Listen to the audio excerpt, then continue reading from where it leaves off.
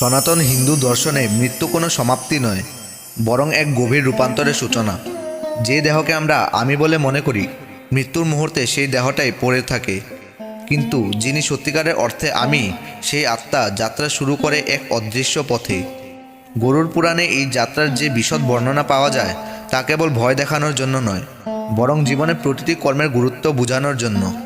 বিশেষ করে মৃত্যুর পর প্রথম 10 দিন আত্মার জন্য অত্যন্ত গুরুত্বপূর্ণ, কারণ এই সময়েই আত্মা ধীরে ধীরে পার্থিব জগৎ থেকে বিচ্ছিন্ন হয়ে পরলোকের দিকে অগ্রসর হয়।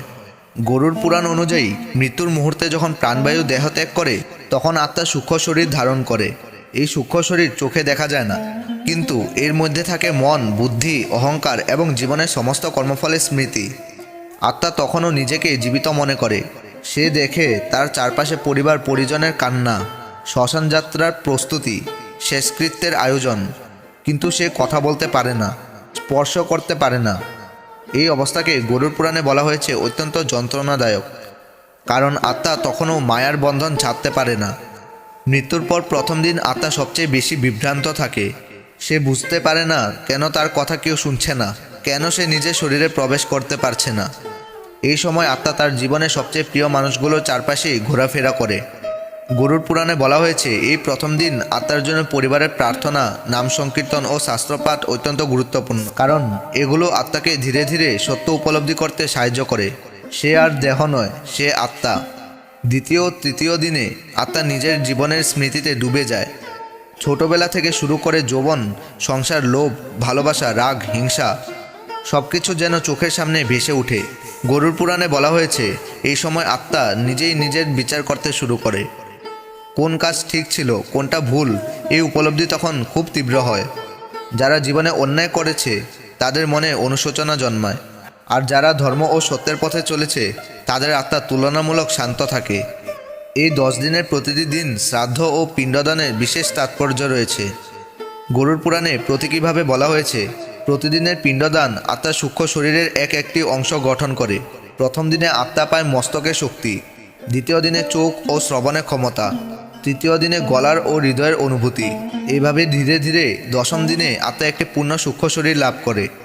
এর আধ্যাত্মিক অর্থ হল জীবিতদের ভালোবাসা, দান ও প্রার্থনা মৃত আত্মাকে পথ চলার শক্তি দেয়। চতুর্থ থেকে 6ষ্ঠ দিন আত্মার জন্য অত্যন্ত আবেগময়।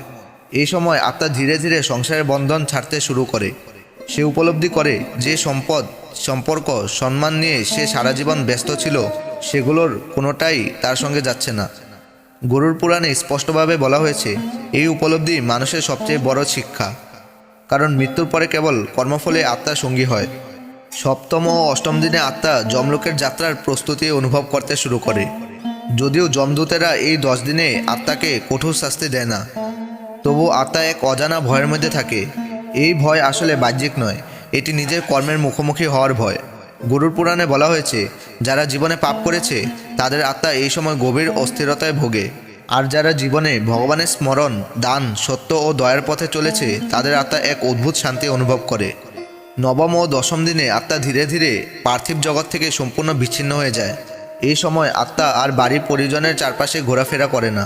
সে বুঝে ফেলে এখন তার সামনে নতুন এক পথ। 10ম দিনের শ্রাদ্ধকে তাই অত্যন্ত গুরুত্বপূর্ণ বলা হয়েছে, কারণ এই দিনে আত্মা পরলোক যাত্রার জন্য মানসিকভাবে প্রস্তুত হয়। গরুড় পুরাণ মতে এই পর্যায়ে আত্মা তার জীবনের সারাংশ উপলব্ধি করে। সে কী নিয়ে এসেছিল আর কী নিয়ে যাচ্ছে। এই 10 দিনের যাত্রার আধ্যাত্মিক সত্য হলো মৃত্যু আমাদের ভয় দেখানোর জন্য নয়, বরং আমাদের জাগিয়ে তোলার জন্য। গরুড় পুরাণ বারবার স্মরণ করিয়ে দেয় জীবনে আমরা যা করি মৃত্যুর পরে আত্মা ঠিক সেই ফলে অনুভব করে। আত্মার যাত্রা কোনো হঠাৎ শাস্তি বা পুরস্কার নয়, এটি আমাদের কর্মের স্বাভাবিক পরিণতি। একাদশ ও দ্বাদশ দিনের শ্রাদ্ধের মাধ্যমে আত্মা যমলোকের পথে অগ্রসর হয়। কিন্তু গরুড় পুরাণের মূল শিক্ষা এখানেই শেষ নয়।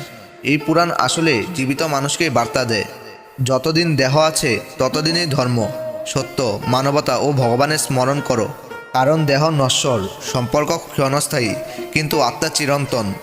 মৃত্যুর পর আত্মার 10 দিনের যাত্রা আমাদের শেখায় ভালোভাবে বাঁচলে মৃত্যুর পরের পথও শান্ত ও আলোকময় হয়।